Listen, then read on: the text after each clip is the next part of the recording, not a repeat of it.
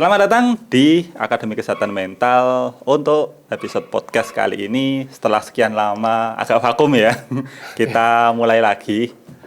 Oke teman-teman, kita hari ini akan ngomongin soal relationship yang mungkin trennya kayak gimana sih sekarang relationship itu. Kebetulan aku milenial nih, Mas Ali kan Gen Z kayak gitu. Oh Nah mungkin iya, nanti yang sebagai narasumbernya Mas Ali aja kayak gitu supaya lebih relate kayak gitu, siap, lebih siap, relate. siap, Mas. Nah sebagai milenial mungkin banyak yang mungkin sudah nikah, tapi ada juga mungkin belum nikah. Tapi kan yang menguasai apa ya relationship anak muda mungkin sekarang kan lebih ke Gen Z kayak gitu. Iya, iya, Nah, iya, kita Mas. mau gali nih kayak gimana sih hubungan relationship dengan pasangan untuk Gen Z apa tuh bisa zaman now kayak gitu. Oh, Oke, menurut Mas Sali gini deh. Harusnya aku perkenalan dulu sih, tapi oke, nggak apa Mas. tapi nggak apa-apa ya. Teman-teman mungkin udah juga tahu kan Heeh. beberapa episode kita sudah berdua kayak gitu. Iya. Oke, aku mau langsung ke pertanyaan aja deh, karena aku kepo nih sama pertanyaan ini. Oh iya, boleh Mas. Eh, Model relationship atau mungkin lebih ke arah ke pasangan atau bahasanya dating kali ya, dating Mm-mm. zaman now tuh kayak gimana sih sekarang tuh? Kalau mungkin kalau aku kemarin kan mungkin udah agak lewat masanya ya kayak gitu, karena aku juga udah nikah 4 tahun yang lalu kayak gitu. Nah Iya, iya, sekarang iya. yang sekarang tuh kayak gimana sih modelnya kayak gitu? Oke. Kayaknya ini ya Mas ya. Ngomongin soal relationship itu kayak kompleks ya Mas. Mm-mm. Dari zaman dulu sampai dengan sekarang tuh sebenarnya problemnya itu aja sih. Oh nggak beda ya? Nggak Nggak beda. jauh beda Oh, kayak oh, gitu. oh. Cuman mungkin kalau zaman sekarang tuh lebih pada ini sih, kayak saling memberi benefit satu sama yang lain kayak gitu. Jadi kayak oh, bisa dibilang kalau misalkan kita punya pasangan yang mungkin nggak sama cara memandang relationship itu kayak itu kadang agak-agak tricky kayak gitu. Makanya zaman sekarang tuh apa ya namanya, banyak Gen Z gitu ya yang mungkin memilih untuk kayak ngucup dulu aja deh kayak gitu. Heeh. Karena mungkin apa, ketidakcocokan gitu satu sama yang lain gitu, dan mungkin calon pasangannya kayak gitu Mas kayak itu. Karena kalau misalnya kalau dulu tuh kayak gampang ya, misalnya dating ya, oh kamu suka aku suka, oke. Kalau sekarang tuh lebih banyak pertimbangan dan kompleks kayak gitu, dan sebenarnya kayaknya kayak ya masuk akal dan realistis sih, cuman kayak berlebihan aja sih. Oh, mungkin standar-standar tertentu gitu ya? Yes, benar, standar tertentu. Kayak apa aja sih standar-standar relationship zaman now kayak itu untuk konteks hubungan sebelum menikah kali ya Iya, kayak gitu. sebelum menikah ya. Kayak gimana aja sih kayak gitu. Jadi kalau ngomongin standar tuh anu ya Mas ya, banyak sih dan macam-macam juga gitu. Kalau kita langsung nge-breakdown ke base situation-nya gitu ya, kita bisa lihat kalau zaman sekarang tuh ada yang tipikalnya tuh eh hedonic gitu kan ya. Oke. Ada juga yang tipikalnya tuh eudaimonia, atau cari kebermaknaan nih dalam sebuah hubungan itu kayak gimana, kayak gitu. Nah kalau sekarang, kalau zaman sekarang itu kayaknya sedikit gitu yang apa namanya mengarah ke sisi eudaimonia relationship kayak gitu, tapi lebih kepada kayak hedonic kayak gitu. Oh, hedoniknya yang lebih dominan ya. Yes, bener. Contohnya kayak gimana tuh? Contohnya Hedoniknya. adalah sebenarnya itu nggak ada yang salah sih sama entah itu dia hedonis atau eudaimonia gitu kan ya. Cuman kadang kita perlu tahu dan menempatkan waktu, kayak menempatkan diri. Nah, kayak gimana gitu. Kalau yang hedonis tuh biasanya mengutamakan pada perasaan senang aja gitu Mas. Oh, oke. Oh, kayak oke nanti kemana nih kayak gitu kan ya. Intinya kebanyakan fun gitu. Oh. Tapi kalau misalkan eudaimonia itu lebih kepada pertumbuhan dan juga makna tentang relationship itu sendiri kayak gitu. Dan biasanya yang eudaimonia ini yang dia tuh kayak bisa langgeng, bisa bertahan lama kayak gitu. Karena kan dia tidak menitikberatkan bahwa kebahagiaan itu adalah apa ya namanya, sebuah keharusan yang sebegitunya gitu. Tapi dia melihat bahwa oh ya kesenangan, kesedihan dan lain sebagainya itu hanyalah sebuah fase kayak gitu. Jadi ya dia bisa ngambil makna dari sana gitu. Nah kalau misalnya kayak hedonik kayak gitu, itu ya kita biasanya kayak fun gitu ya Mas ya. Selalu senang-senang gitu, banyak senangnya gitu kan ya. Tapi sebenarnya itu rapuh gitu Mas. Nah, jadi kalau misalnya dihantam dengan sebuah problem, krisis atau apapun itu biasanya salah satu atau dua-duanya nggak nggak tahan atau terus memilih untuk menyerah kayak gitu. Kan sekarang banyak kan yang kayak gitu. Jadi kayak hedonik itu bahasa sederhananya kali ya, nyari senang. Kalau yang satunya tadi itu lebih ke ada goalnya kayak Ada gitu, ada goalsnya, goalsnya. Kalau benar. yang satunya mungkin goalsnya itu agak kabur sehingga mungkin ketika nanti perasaannya udah nggak have fun itu terus kemudian bisa dibilang hubungannya itu jadi melemah kayak gitu ya. Melemah, benar. Oke oke oke oke. Benar.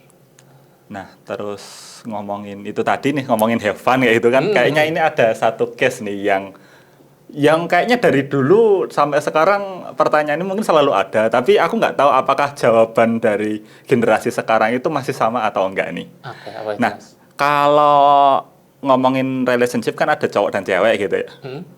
Ya pasti ya, kecuali yang nggak normal. Benar, benar. Iya, iya, sorry. Saya nggak normal. Oke. Kayak bagi orang yang normal ada cowok dan cewek kayak gitu. Nah, menurut Mas Ali nih, apakah cowok laki-laki itu harus nge-provide cewek sebelum menikah? Oke. Ini menurutku ya, menurutku sih nggak 100% untuk nge-provide kayak gitu. Cuman kalau misalkan kayak oh ya bayar makan kayak gitu. Terus misalnya kasih surprise kecil kayak gitu di momen-momen tertentu kayak gitu-gitu, Mas. Aku pikir itu anu sih, apa namanya? Perlu kayak gitu.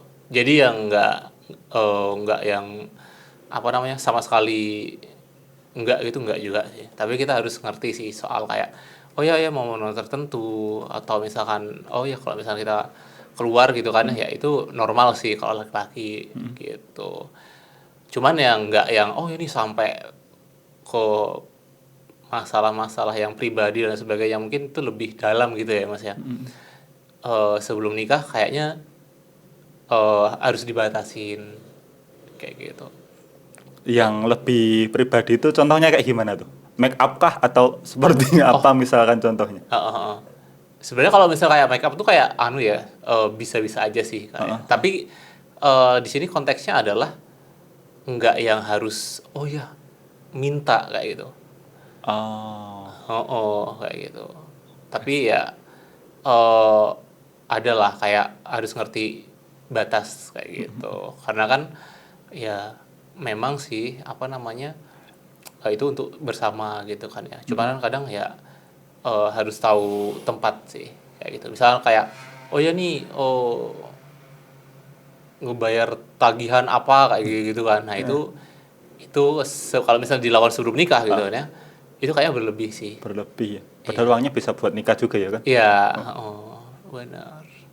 Karena ya mungkin relationship sebelum nikah kan seberapapun uang yang dikeluarkan mungkin ada baiknya juga ada yang dipikirkan untuk modal menikah juga ya. Kayak gitu. Benar. Karena juga di sini kita harus ngerti juga sih Mas. Jadi kita sebenarnya kita harus ngerti by konteks kayak gitu. Kita juga perlu untuk bikin prioritas kayak gitu. Nah makanya kalau misalnya cowok-cowok atau cewek-cewek yang melek finansial gitu, mereka pinter ngatur ke prioritas kayak gitu. Bukan berarti oke, nggak mau nge-provide semuanya dengan alasan nggak mau, tapi oh ya sekarang tuh prioritasnya adalah ini loh. Tapi ini kan juga untuk berdua juga nih pada akhirnya kayak gitu. Jadi kalau misalnya sebelum nikah tuh ada baiknya nge-build masing-masing kayak gitu. Untuk apa? Oh ya untuk di kemudian hari kayak gitu. Karena kebanyakan apa ya kalau misalkan seperti itu kan kadang apa ya tidak ngebangun atau tidak hubungannya nggak kemana-mana gitu Mas. Menarik nih. Iya benar. Iya juga ya. Mungkin kalau misalkan kita ngomongin hedon yang versi ekstrim kayak gitu, Iya. ya hubungan sebelum nikahnya jadi ya nyari seneng doang kayak gitu kan. Jadi Nyari seneng seneng dong. doang, nggak ada goalnya. Mungkin ditanya kapan nikah ya selalu nggak siap Selalu nggak juga. siap, Heeh, bener. selalu nggak siap karena ya mungkin modalnya juga udah habis. Nggak Yes. nabung malah dipakai buat ya seneng-seneng terus Senang-senang kayak gitu. sebelum menikah, bener. Oke, iya sih bener-bener bener. Oh, oh. Iya. Ngomongin soal tadi cowok dan cewek. Hmm. Aku pernah denger kayak gini sih. Eh, Cewek itu, sorry, aku ralat. Ayah itu harus memberikan cinta yang besar untuk anaknya supaya anak perempuannya khususnya, supaya anak perempuannya itu nanti ketika cari pasangan itu ya selevel atau yang kayak ayahnya. Nah, pada akhirnya jadi perempuan itu jadi nge-compare pasangannya dengan ayahnya kayak gitu. Oke. Nah, menurut Mas Ali gimana nih soal hal ini? Oke, jadi kayak kebanyakan ini ya, aku nggak mau lah sama dia gitu ya, barangkali gitu ya. Tapi karena aku udah dididik sama orang tuaku, udah disekolahin, udah di provide semuanya dengan baik gitu. Tapi ketika ketemu pasangan yang mungkin nggak bisa memberikan itu, eh, nggak mau kayak gitu kan ya. Sebenarnya sih itu hak pribadi gitu Mas. Mau dengan pasangannya yang seperti itu, yang memang harus full provide, atau yang oke ini sama-sama kita bertumbuh nih. Karena barangkali mereka seumuran kayak itu. Karena juga bagaimana apa namanya kesejahteraan si cewek itu juga nggak full dari si cewek sendiri gitu. Tapi dari siapa? Misalnya dari bantuan orang tua. Orang tua. Itu kita harus objektif di sana Mas, kayak gitu. Dan sebenarnya sebagai pemahaman gitu, kalau misalnya ngomongin soal wah aku kan ini di profes sama orang tuaku ya, terus aku disekolahin dan sebagainya gitu kan ya. Loh, emang si pacarmu itu enggak gitu. Si pasanganmu tuh emangnya dia apa namanya enggak dikasih sayang, enggak diberi kasih sayang oleh orang tuanya, enggak disekolahin kah atau itu enggak. Dan juga karena itu apa namanya pasangan kita atau cowoknya kamu kayak gitu itu juga dikasih treatment yang sama dengan orang tua mereka kayak gitu. Jadi kalau misalkan mengcompare apa yang orang tua kamu berikan kepada dirimu dengan apa yang kondisi pasangan yang sekarang itu nggak fair gitu Mas. Karena orang tua kan ini ya pasti beda lah ya treatnya ke anak gitu ya. Mereka udah bekerja mungkin lebih dari 20-30 tahun dan mereka bekerja berdua gitu kan ya. Dan sedangkan kalau misalkan pasangannya kita yang cowok barangkali ya itu ini apa namanya mungkin ada yang baru lulus kuliah kayak gitu kan ya. Ada yang mungkin baru kerja 3 sampai 5 tahun yang mungkin itu belum cukup tuh untuk dibagikan atau masih terbatas kayak gitu, belum unlimited gitu. Makanya kalau misalkan untuk teman-teman yang mungkin baru lulus kuliah atau mungkin belum stable secara finansial tuh sarannya nggak pacaran kayak gitu. Oke, itu pilihan terbaiknya Itu ya. pilihan terbaik sih, bener. Daripada nanti sakit hati kalau di-compare dengan orang tuanya gitu kan ya, atau mungkin kondisinya nggak baik-baik aja gitu. Itu sih. Oke, Mas. opsi yang paling bagus ya mungkin pacaran nanti ketika mampu ya, Iya. baik secara finansial Yes. maupun nanti secara mental juga udah Mental. siap juga ya kayak gitu. Atau mungkin boleh lah itu punya pasangan gitu kan ya. Cuman ya harus dengan pasangan yang satu pemahaman soal itu gitu. Kalau misalkan yang satu ini pengennya full seperti apa yang orang tua dia berikan kepada dia, sedangkan kamu belum punya apa-apa atau baru lulus kuliah dan sebagainya, itu nggak oke kayak gitu sih. Nggak apple to apple Nggak bahasanya. apple to apple, bener Mas. Tapi kalau mungkin dari bentuk kasih sayangnya mungkin masih ini ya. Yes. Kalau bukan materi kata ya, bukan materi tapi bentuk kasih sayangnya masih Perhatian gitu-gitu itu bisa sih. Itu tetap walaupun tetap nggak apple to apple gitu ya Mas ya. Karena tetap beda kasih sayang anak ke orang tua kasih sayang orang tua ke anak dengan pasangan ke pasangannya. Kayak gitu. Oke.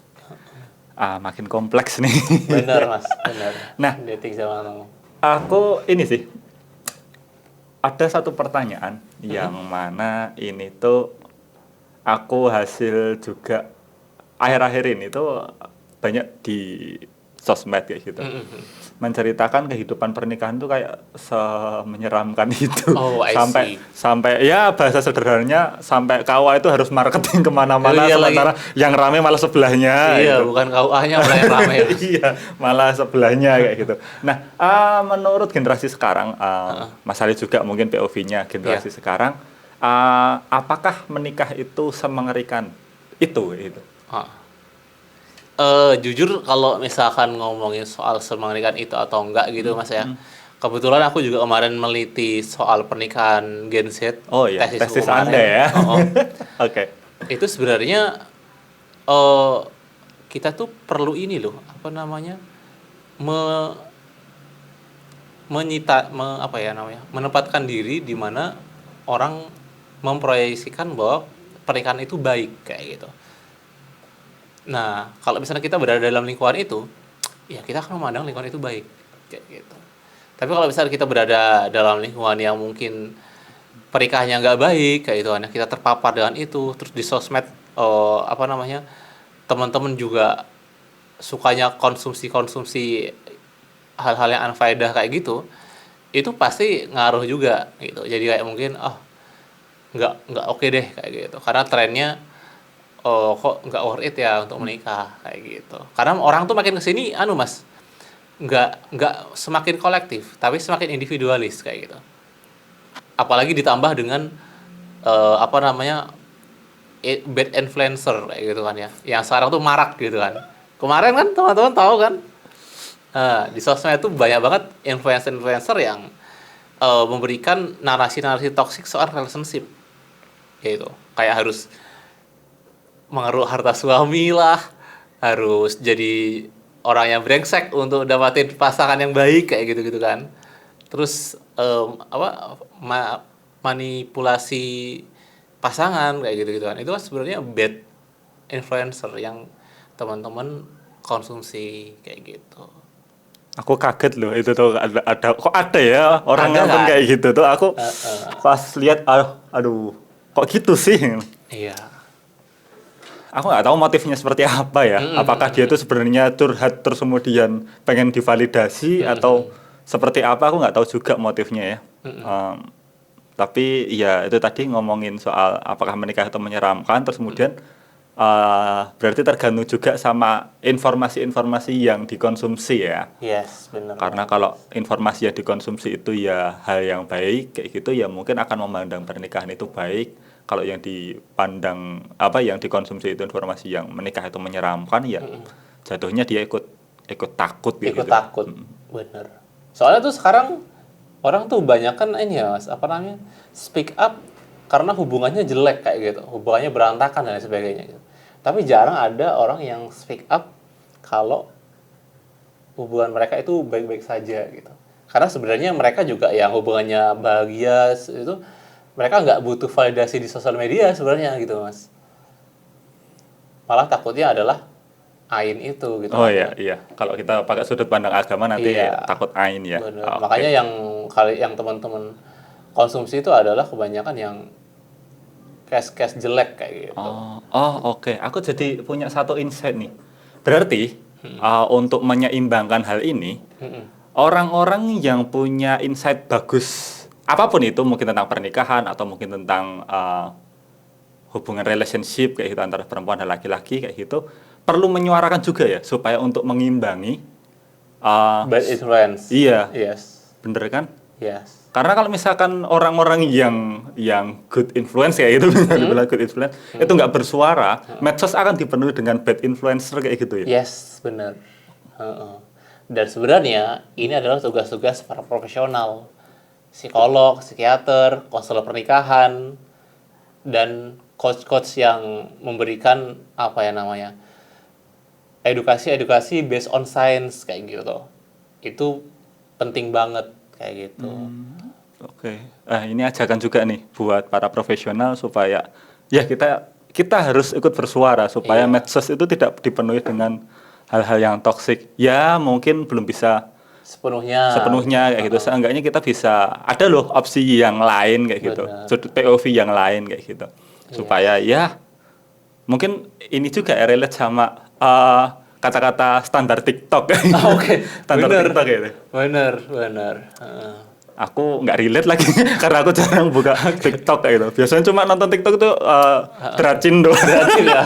Dracin Lewat doang. di TikTok ya, Iya, Mas, ya? sisanya tuh aku jarang konsumsi TikTok tuh. Mungkin aku mulai besok cari-cari deh atau mungkin nanti ikut bersuara juga di TikTok Oke. nanti.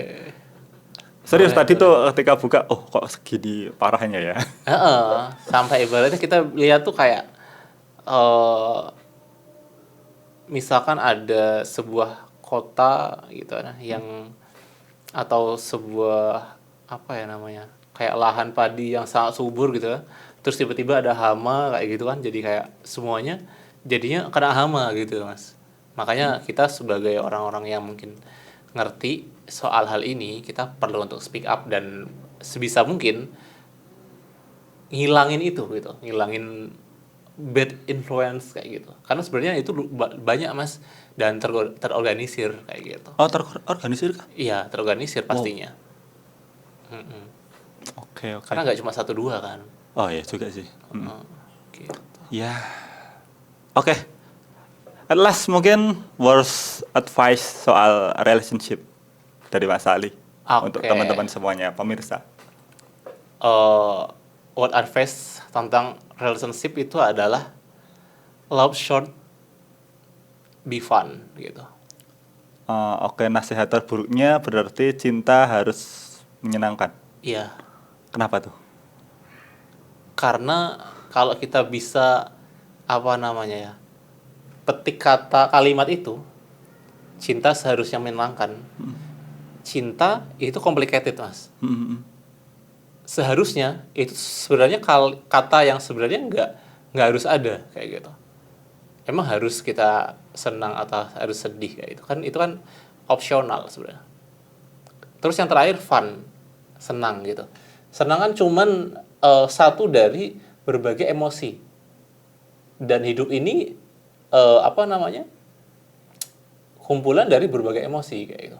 Kalau misalnya kita menganalogikan bahwa love should be fun kayak gitu kan ya, rasanya kalau misalkan nggak fun itu bukan love kayak gitu Mas. Padahal bisa jadi orang itu lagi in relationship gitu kan ya, dia lagi bertumbuh gitu setelah mengalami kondisi-kondisi yang nggak fun itu tadi gitu sih Mas. Or effects-nya itu sih Mas. Oke.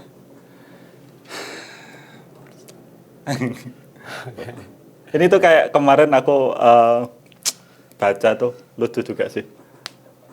Edukasi soal wellness tapi emosionalnya nggak stabil jadinya edukasi wellness tapi jadinya malah nggak well. I see, benar. Jadi oke, jadi emosi ada banyak ya, cinta itu bisa nggak kemudian merujuk ke satu emosi tertentu Yes, ya. benar. Karena emosi itu ada banyak. Mana aku kemarin udah metakan ada 50-an lebih ya. Ya kan? Dan nulis ibu kan kamu Benar. 50 plus emosi kayak gitu. Oke. Mungkin ada pesan terakhir sebelum kita akhiri, Mas Ali? Iya, pesannya adalah gini sih, teman-teman harus jeli gitu untuk memandang sebuah relasi kayak gitu. Karena barangkali orang itu tepat untuk kita atau orang yang mau bertumbuh dengan kita. Tapi karena salah treatment dengan kita gitu, salah kita perlakukan orang yang benar itu tadi dengan perilaku-perilaku yang mungkin nggak benar oleh kita, bisa jadi dia orang yang nggak benar kayak gitu. Karena sayang kan kalau misalnya kita udah menemukan orang yang menurut kita itu pas, cocok untuk kita gitu ya, ternyata kita nge-treatnya itu nggak bener gitu. Gitu sih Mas. Oke. Insightful. Oke. Saya itu Mas. Nice. Oke, teman-teman, thank you. Mungkin segitu dulu untuk video kali ini. Semoga next kita bisa bahas tentang topik yang lain lagi. Oke, terima kasih Mas Ali. Siap, See you. sama-sama Mas. See See you you. teman-teman. Thank you.